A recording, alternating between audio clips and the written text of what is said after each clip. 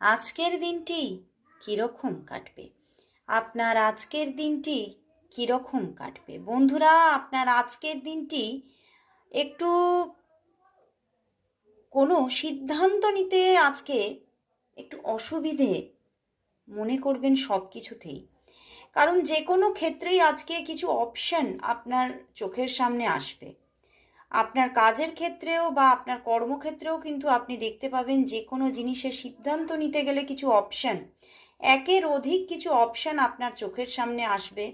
এবং আপনার লাভ লাইফের ক্ষেত্রেও কিন্তু একের অধিক অপশন আসতে চলেছে, একের অধিক মানুষের সান্নিধ্য আসতে চলেছে।